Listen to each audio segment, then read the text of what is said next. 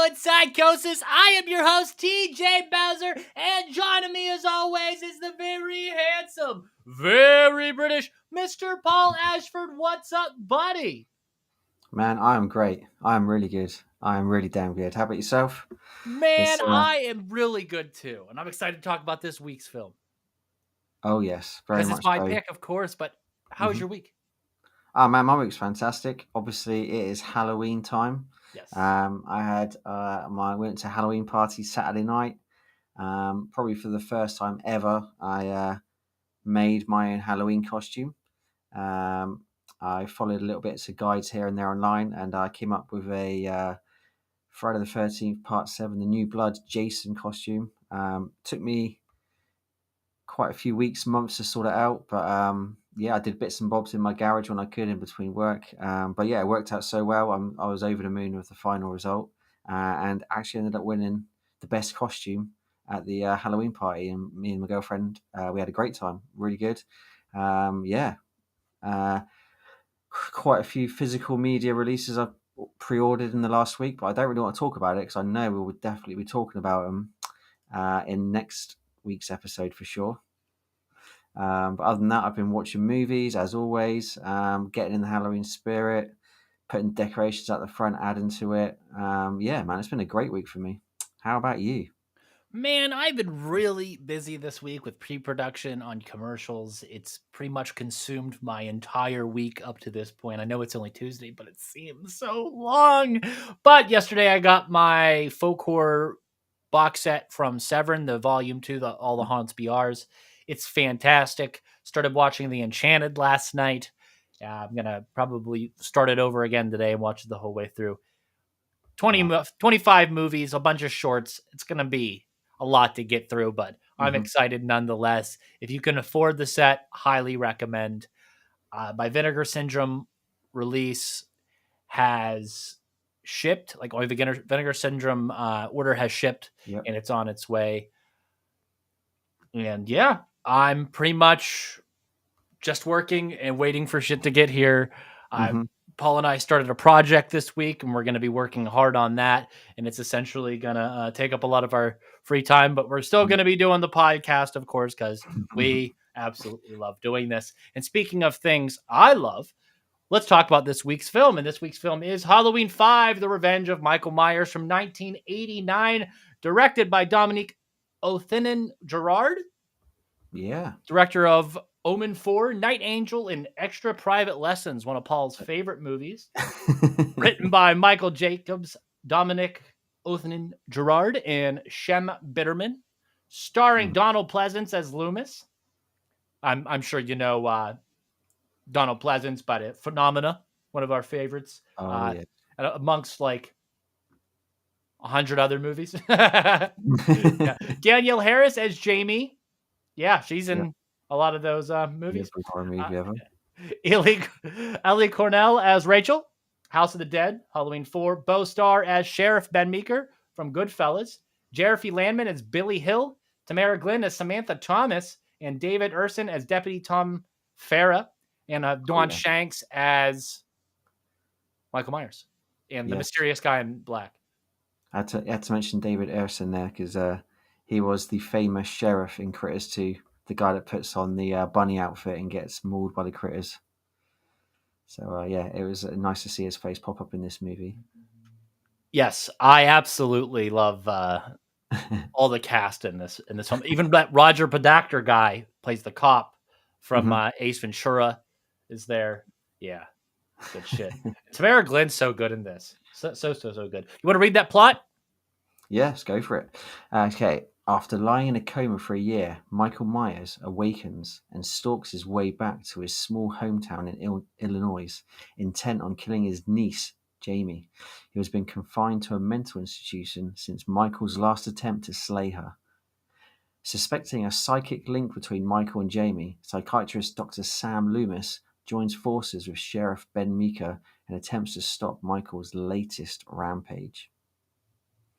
Decent plot rundown, my dude. Mm-hmm. Yes. So,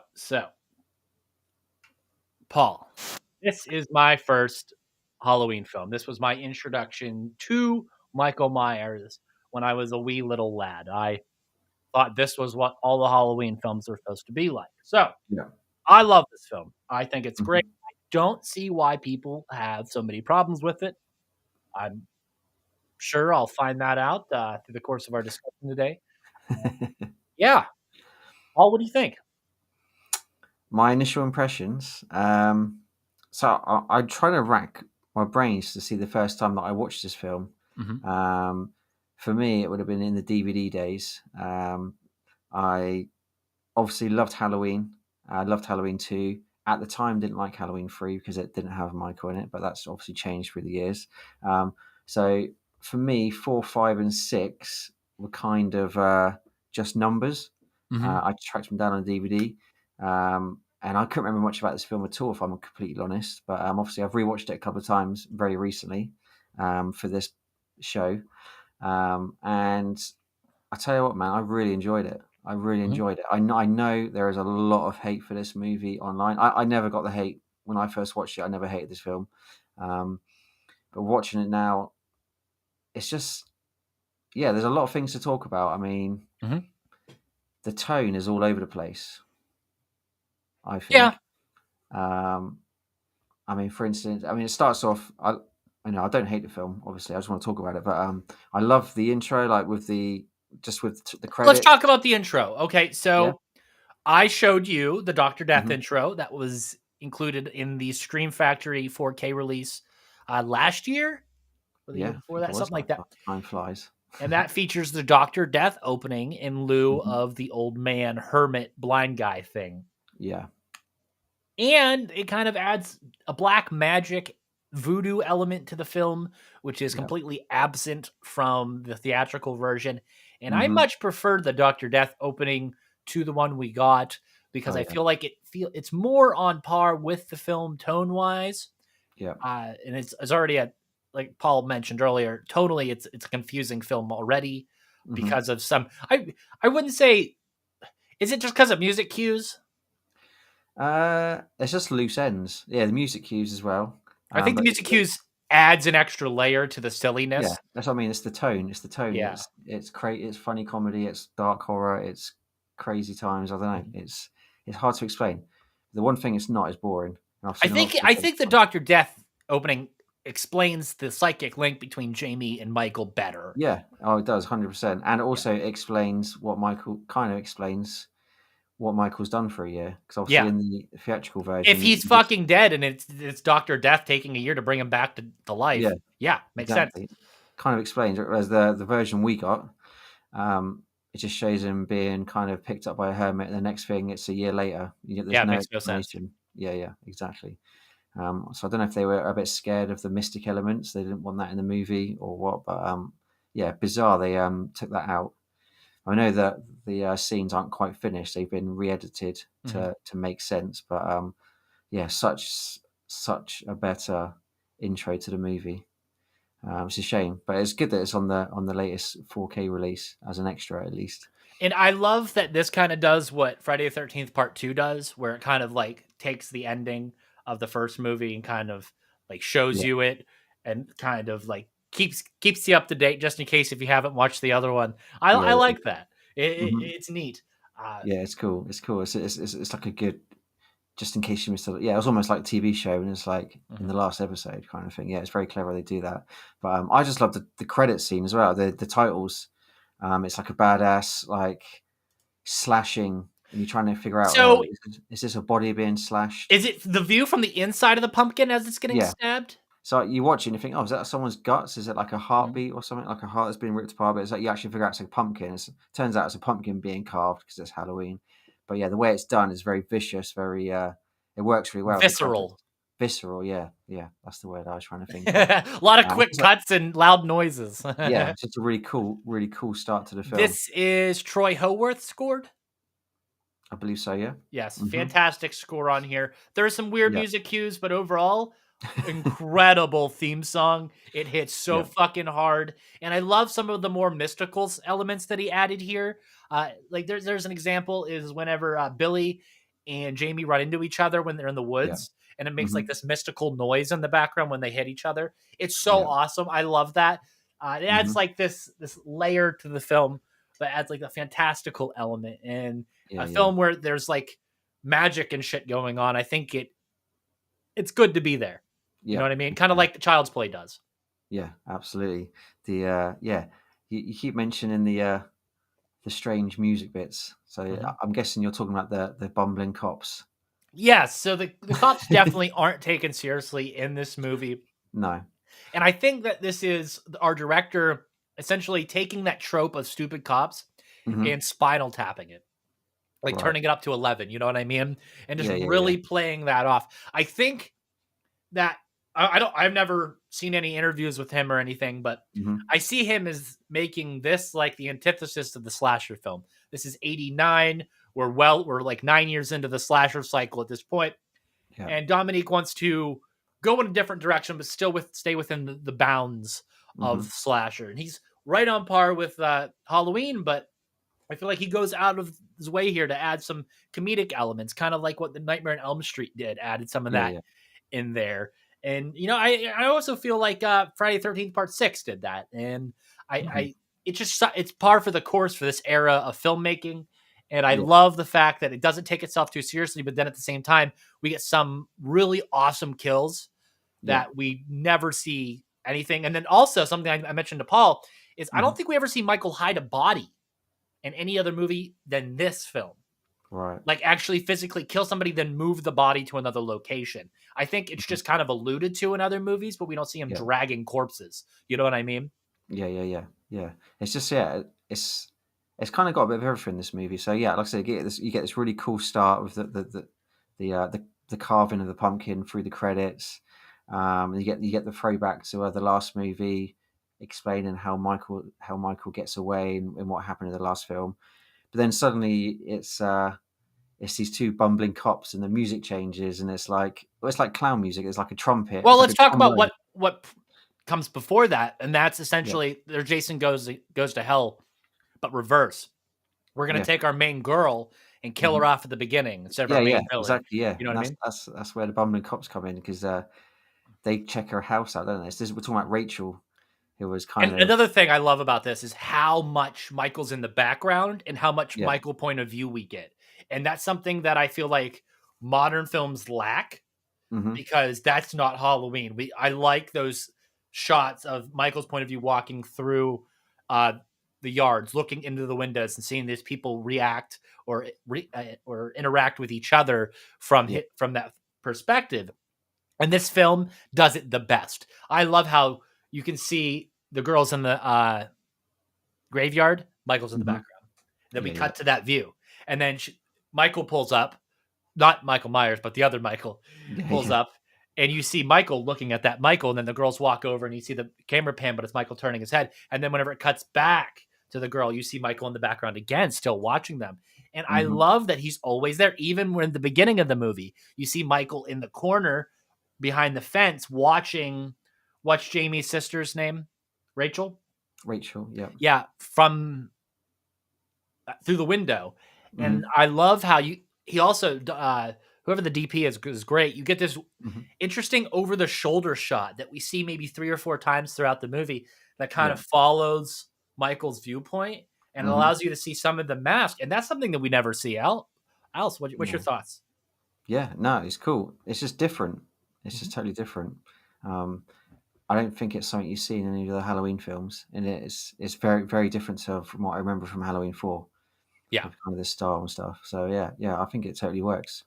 Um, But it is a shocker that that Rachel was killed off Yeah. straight away, because she was kind of almost the final girl from Halloween 4. She was quite a badass character in Halloween I 4. think This that one, girl, the black-haired girl does what's her name? oh yeah, I don't Tina? Tina. Is it Tina? Yeah. Yeah, Yeah, Tina. I yeah, think she does a good job stepping into that role and kind of helping Jamie. And then when Samantha comes in, Tamara Glynn's character, she yeah. kind of helps fill that dynamic for a little Mhm, bit mhm. while we're kind of transitioning out of that, you know, Yeah, and I seeing think them getting killed. Tina's like a very, very different character to Rachel, though. She's kind of almost like a crazy teenage girl, whereas I She's thought a lot more energetic and a lot yeah. less Oh, yeah. responsible. Yeah, yeah. It's almost like the director's like, look, I'm going to kill off the final girl from the last film. I'm going to put She's in the like 3 times more horny than yeah. Rachel too. Oh yeah, definitely. So yeah, it's just like screw Ed Halloween 4. I'm putting this into my movie Halloween 5. I'm going to go with a completely different girl. That, and I don't know if you noticed, but this revives a gag from Halloween 2 where the cops mistaken a trick-or-treater for Michael. Yeah, yeah. Yeah, and I love that. Yeah, and obviously that leads out of the Halloween party, doesn't it? That the Halloween party is in the movie. Yeah, it's funny, it's cool, but just found it so weird that first scene. So this is where Rachel dies when the bumbling cops, go into her house to check her house out to check that Michael's not in there because she's freaking out, and it just starts playing this weird clown music with trombones, and you're like, what on earth is going on here? It's just such a what? It's just such a jolt. It's just such a change It's from so you really know that these cops are idiots. yeah. It's kind of like, oh, this is why she's going to die because the cops are total idiots. Yeah. But And I yeah. like that she got killed with a pair of scissors, just like Jamie killed her mom.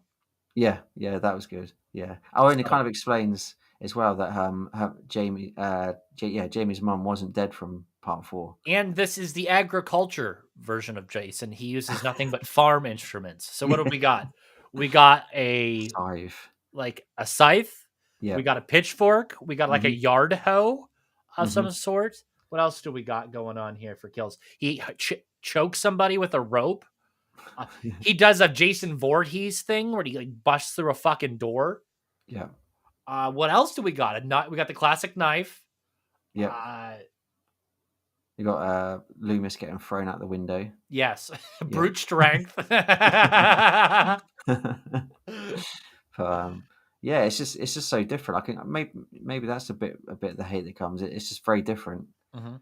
Obviously, we haven't even mentioned the mask yet. The mask is very different to Oh, all the other interpretations of Michael, and I don't think it's a bad thing at all. There we go. So a lot of people say it looks like Nick Cage. I think it's based on one of the KMB guys mixed with Don Shanks. Yeah, because it's actually designed by KMB. This one, I think Yes. it was. Is it Kurtzman's face mixed with Don Shanks, or is it Quite Howard possibly. Berger's face? One of them. Yeah, yeah, yeah. And if you notice, there's a subtle triangle on this mask. It's so whenever Loomis and Michael are in the Myers house, Right. I think there's an interaction, and Loomis hit Don Shanks in the face and broke his nose. So they had to add the nose appliance that was padded so he could wear the mask while his nose was broken. Okay. Also looks kind of like the Star Trek logo. Maybe it wasn't like a throwback to the Shatner era. And I love how high this one's cut up compared to the other masks. Because you know the scene when he takes the mask off and he's in there, he kind of opens it high. You know what I mean? He opens it very high compared to where we see Nick Castle in the first movie. And that's something else we should say. This is the second movie where we see Michael's face. Yeah. Yeah. I think it's also, is it the only one or the first one where you see the neck of the mask as well? So kind of like Halloween and Halloween 2, you don't see. Well, it's just so flared out here. It's more pronounced. Yeah, this one looks like this is a mask. This is like a Halloween one. Yeah. Yeah, so it's just a different vibe. Did you notice the hardware store from the last films? The other films are shown in this. Right. I did not. I think the cop's standing in front of it. I can't remember though. Right. Yeah. Yeah, that's a cool throwback as well. I like how it really makes you feel like you're still in Haddonfield from the last film. Yeah, yeah. It's good. Oh, yeah, definitely. It's got the vibe down for Haddonfield straight away. Oh yeah. Again, the house is different, isn't it? So it's not the same house. It's so weird. It's definitely the oddest Myers house for sure. Mhm. It's massive. Yeah. It's got some weird staircases going on. It has a massive dining room. I mean, they definitely chose that location so we could get the ending of the film where fucking Loomis goes full like Heather in full Nancy in fucking A Nightmare on Elm Street and sets up booby traps for fucking Michael. And it's crazy. It's fucking crazy. I mean, Loomis himself, I thought he is crazy in this film. This is probably crazy he's been in any of them, but you can see why. Yeah, what do you say? He's like, I've been dealing with this guy for fucking 12 years now. Yeah. I tried to fix him. I realized there's nothing. I kind of kept him from the world to try to keep him from this world. We're fucking 5 movies deep now. This shit's Hmm. getting ridiculous. I just want to fucking kill him. And Jamie's being a little bitch and won't just tell me where the fuck he is so I can go kill him. And he's like, and she doesn't realize, the little girl, that if you just tell him where he is, Loomis can kill him. And then your ties with him will be severed. Then you don't have to go through all this trauma all over and over again. And he's Yeah. getting impatient. So I feel like where people are like, oh, it's overacting, you can look at it as this motherfucking sick and tired of dealing with Michael Myers. He Hmm. wants to end this and he wants to stop Jamie from suffering. Yeah. Yeah. He takes it out on Jamie a lot, though. I mean, he's shouting in her face. She is the fucking key to essentially killing Michael and saving her own life. Yeah. And the longer she prolongs this, the more difficult it's going to become for both of them. Yeah, yeah. She's just a little girl, though.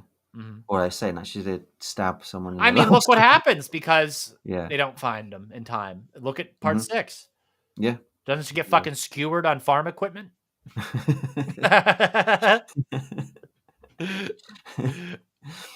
But yeah, the whole I do like how they've brought in the whole sort of telepathy thing with Jamie.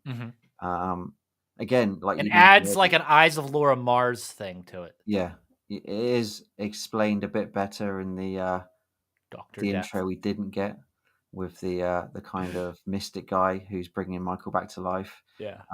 But it's super cool how she's kind of sensing him murdering the guy, and she's like got her hands in there like that. She's almost like sensing him strangling the guy, that sort of stuff. I thought that was really cool.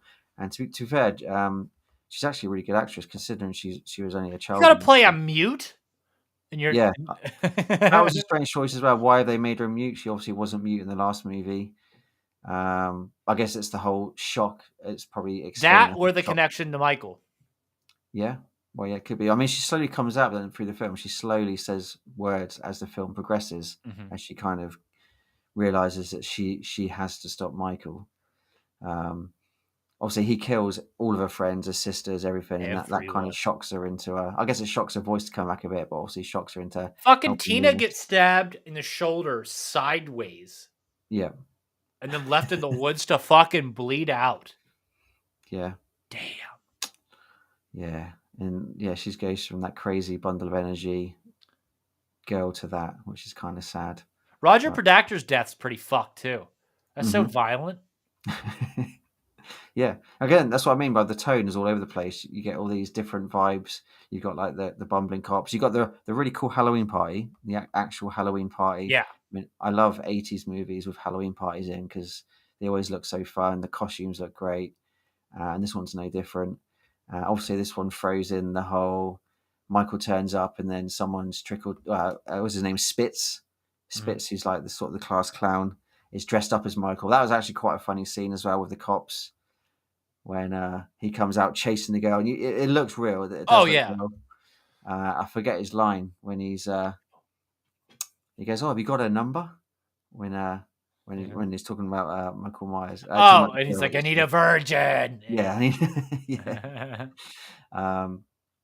You do kind of know what's going to happen because it's like Cry Wolf. I love how we set up these scenes and they pay off later, and there's always a setup and then a payoff. So like that scene is essentially a setup for the payoff later of whenever the actual real Michael leaves the barn after he killed the people, and the cops like, "Oh, it's just another fucking guy in a mask."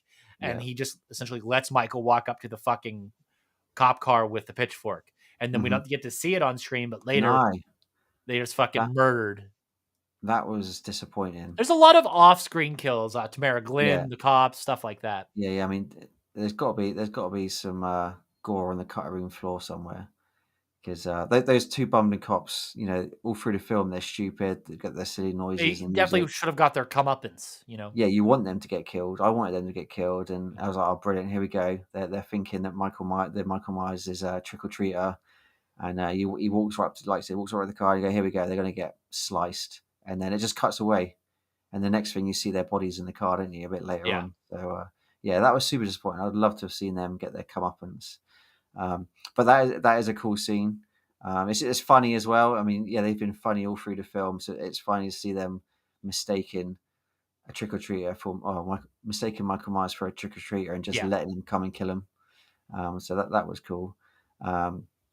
But yeah, the party itself, I love it. I just love seeing the dancing and the tunes and stuff going on. And Spitz is a funny character. Obviously, you kind of mentioned the barn scene, but that has got to be my favorite scene in the whole movie. And something missing from the modern Halloween films is the kids being in danger as well.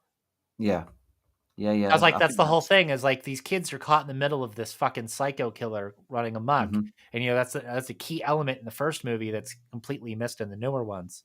Yeah, yeah. I guess that's just almost, is that a society change nowadays? You're not allowed to get kids or youngsters in danger on film. I Oh, I suppose. don't know. It's- Nah, yeah, I wouldn't say that. Stranger Things exists. yeah, I guess so.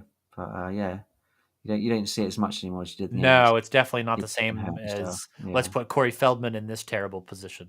yeah. Yeah, but yeah, the barn scene, um, the whole barn scene is cool. Um, Lighting's fantastic. I love yeah, the how lighting's it's fantastic because just you don't know all what's going eerie. on. It's dark. They've done a really good job on that.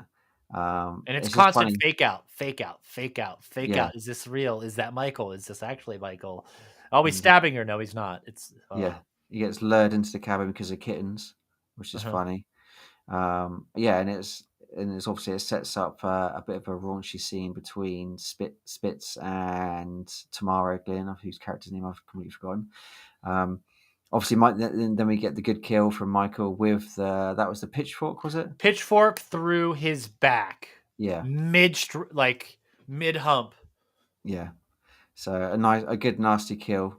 Um, and then the other girl comes to And see I what's don't know going if you on. noticed, this is one of those movies where even though they're having safe sex, they're still having sex, so they die. Yeah. But they make it a point to show that he puts the condom on. Yeah, no, that's true. Yeah, that's a good point, actually. Yeah, and there's no nudity either. Just going on the whole, this is Dominique, doing the whole trope thing. Yeah, yeah, Yeah. yeah, definitely. But the good thing is the kitten doesn't die, which made me happy. Although, No, but the man in black kicks a fucking dog. yeah, oh, we haven't even mentioned the man in black yet.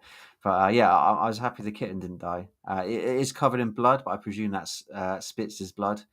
When the other girl comes to find him, and she kind of picks up the kitten, she's like, "What's going on?" And then you see like the bloody pitchfork in the straw on the barn floor, which is cool. But yeah, that whole scene was probably my highlight of the movie because it just doesn't done so well. Like the lighting, like you said, was really good. The shadows and that was just used really effectively. It's kind of a sex scene gone wrong. You've seen it a million times. Two people start having sex Friday the and get 13th, killed. part 3.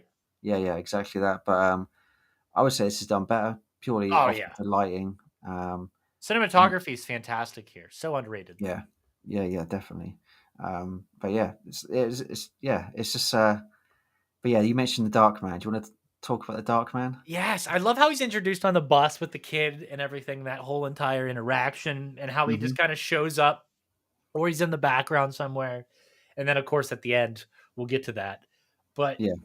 it's an interesting dynamic to add this mysterious character who rocks up out of nowhere and essentially Hmm. assists Michael in his attempts to murder his bloodline. Yeah. And of course, he's part of the Cult of Thorn, which is explained more in the producer's cut Yeah. Of six. of 6. Yeah. Six. Yeah. Hmm. That's the one where Paul Rudd has the magical stones and all that shit. Yeah. Uh, Yeah. yeah. Which I think I that the got. Strangers franchise is going to copy from this. Yeah. More than likely. So I got vibes from the Dark Man of I don't know why, but the guy from Jason Goes to Hell, is it Oh, Craig? Duke is because the cowboy Yeah, boots. yeah, yeah, the boots with the Yeah. silver bits on the end. Well, I don't That's I don't that's the know same if you boots, right? also He noticed wears. that aesthetic wise, the cops look very similar, and the police station looks very similar to the police station in Jason Goes to Hell. Yeah. Ah, okay. Just That's a good. visually, I got Yeah. that vibe.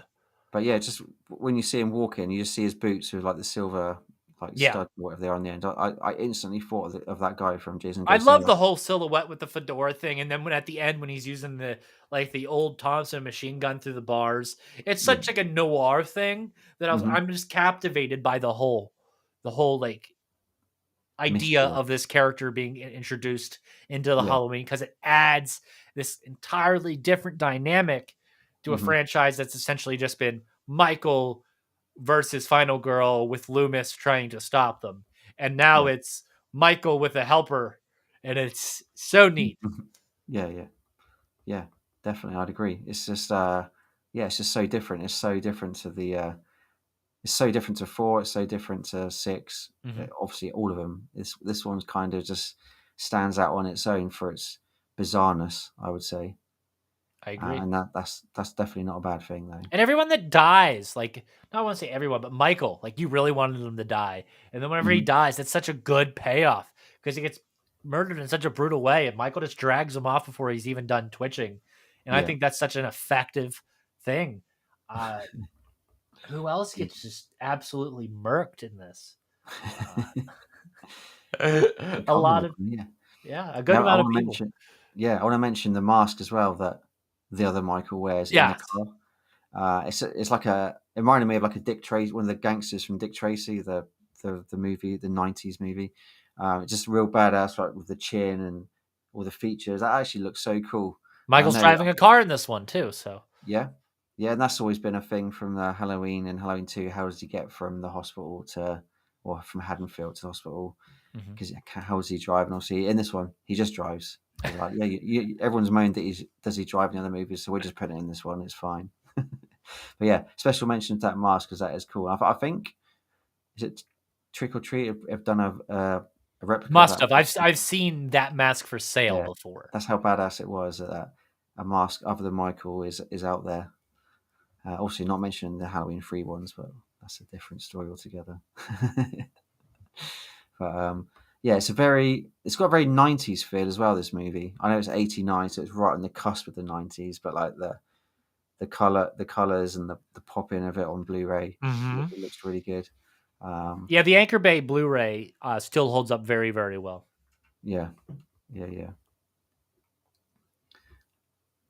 What else? What else do you want to say about this? Obviously, it did not do well at the box office, did it? This was the worst grossing Halloween movie to date. Mhm. It probably will be for all time. I can't because obviously we've had the Jamie Lee ones in recent years, which have blown away the box office. So yeah, it's a real shame this one bombed at the box office. Um, it was very rushed to production, wasn't it? Because Halloween 4 was a massive success. Was it just a year after the Yeah, previous one? so a year. This was in the cinema a year after the other ones in the cinema. So they had 1 year to literally write everything, um, produce it, film it, edit Mhm. it, everything. So it was yeah. Maybe that would also suggest why it's a bit all these different elements or kind of all over What the do you place. think of the shot of Michael just sitting in the fucking jail cell staring at the wall just Yeah, it just adds to the mysterious of it. It's just like, Mhm. yeah, there's so many question marks in this film. Like, what's that about? Like, the dark man, what's he doing? Because in the edit that we've got, he's not. It's like he's thrown in there. He's like, oh, let's chuck this extra element in there and have the dark man who's potentially controlling Michael. Um, and then also at the start, you've got this homeless guy who's picked up Michael because he's flown down the river, dying. He picks him up for no reason, and then suddenly it's a year later, and that guy's dead, and Michael's back on the rampage again. Yeah, so many questions, unanswered questions. It could go either way. It's like it's What other mysterious. horror classic is Don Shanks in?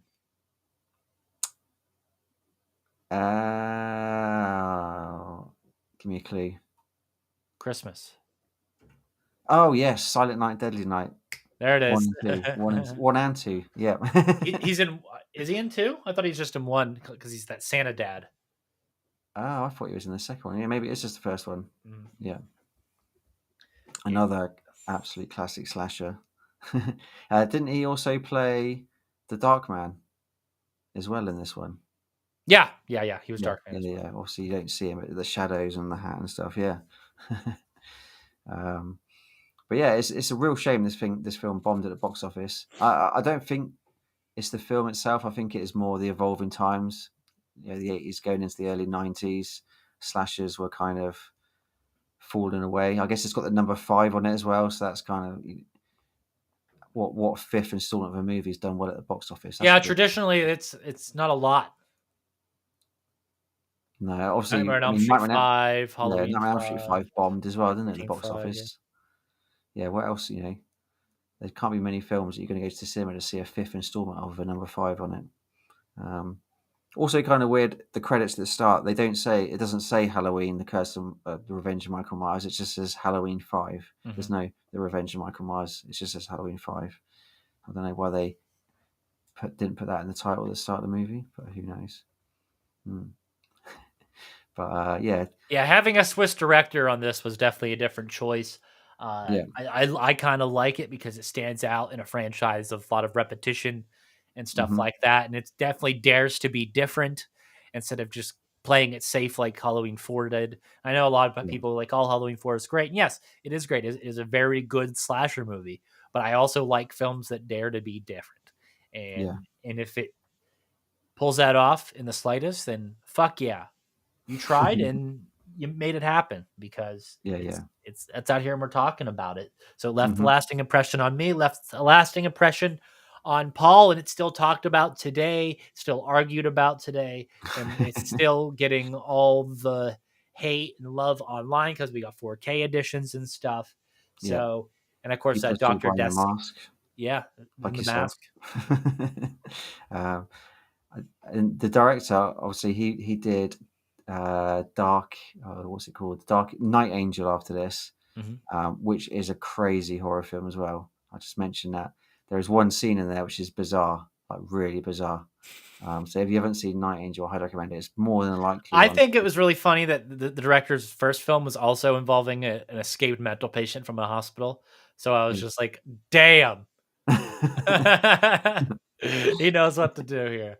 Yeah. Look at it. I've So never seen any like location videos or anything to see what these locations look like now. Not a lot of people love this movie the way that they do other ones, so I don't think there's a lot of people out there thriving for that, except for that what is it, the Malfunction guy who just absolutely loves all the Halloween films. yeah, I'd imagine he's more than likely been there. I Mhm. guess you don't really see the people from this one at conventions either, do you? Tamara Glenn, you see her a lot. She's pretty active. She was actually in that Friday the 13th Vengeance fan film. Yeah. Uh, and Danielle's pretty active, like we Oh, mentioned obviously Daniel before. Harris. Yeah, Daniel Yeah. Harris is obviously everywhere. Hatchet, all that stuff. But I don't. Has there been a Halloween 5 reunion at a convention somewhere? I'm not No, sure. that'd be cool though. I'd Yeah, totally try to you'd make be that there. happen. Yeah, I would.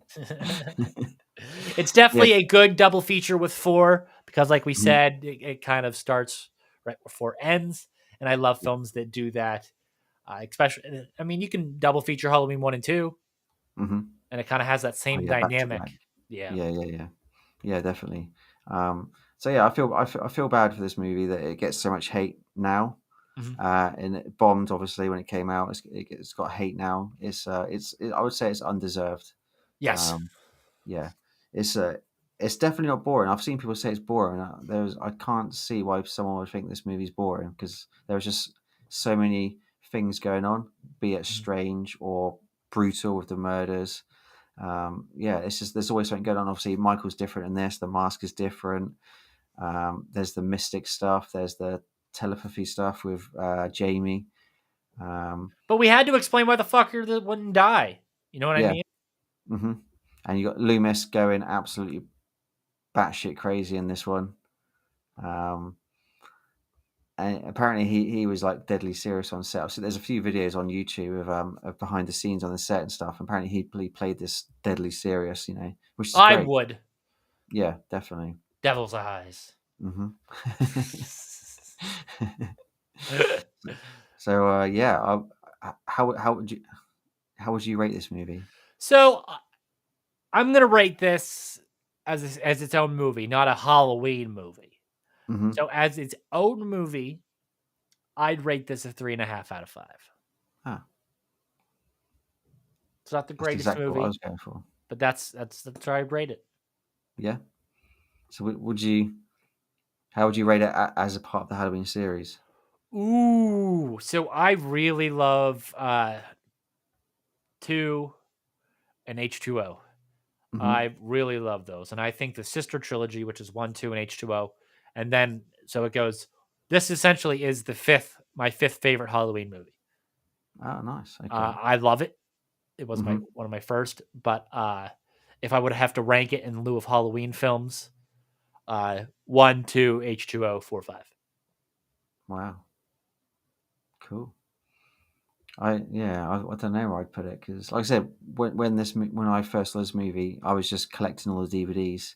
I was just doing it by the numbers. Um, for me, it was always Halloween and Halloween 2.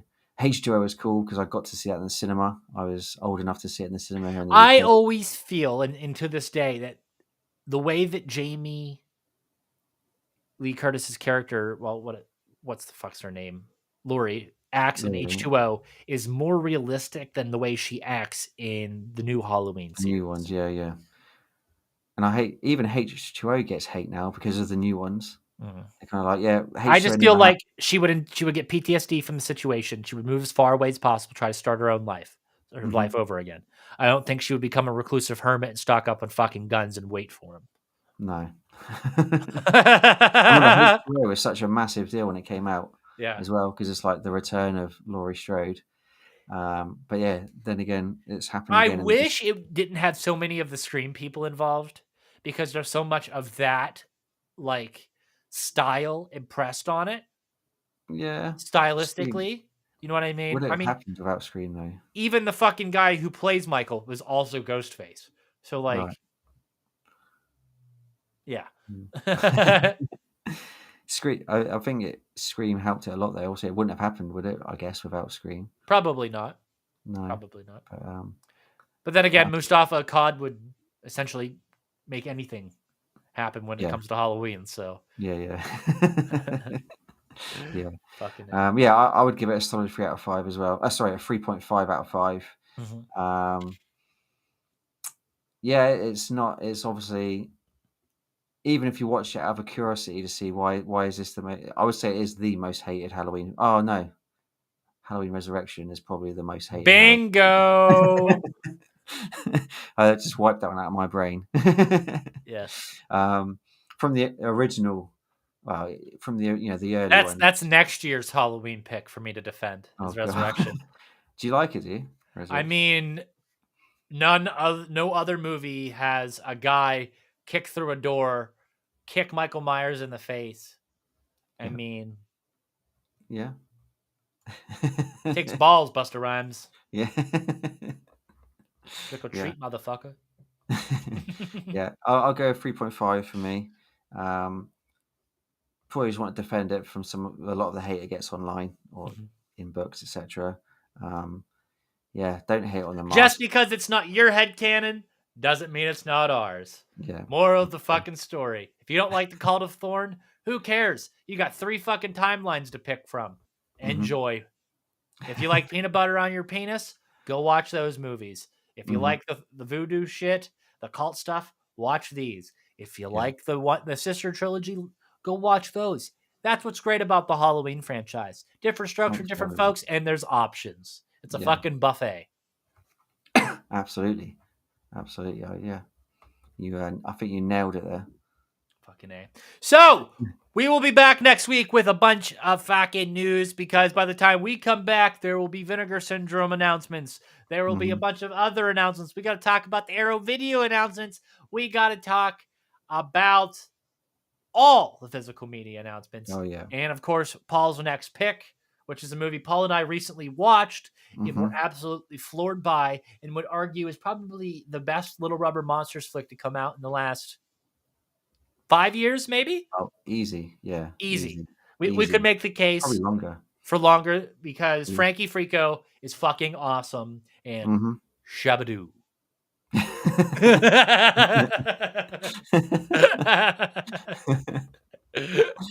Yes, we will be getting freaky in 2 weeks. I'm Yep. excited. Paul's excited. I'm sure hmm you guys are excited. And stay tuned for that episode. It's going to be awesome. It's going to be live. It's going to be here. And if you like this sort of stuff and podcasts and want to listen to more podcasts just like this, head on over to projectlouder.net for more stuff. And of course, you hmm can find this podcast on all audio only platforms. Amazon, Google, Spotify, YouTube, all that stuff. We're there. Yeah. Check us out and check us out next week. I'm TJ Bowser. That's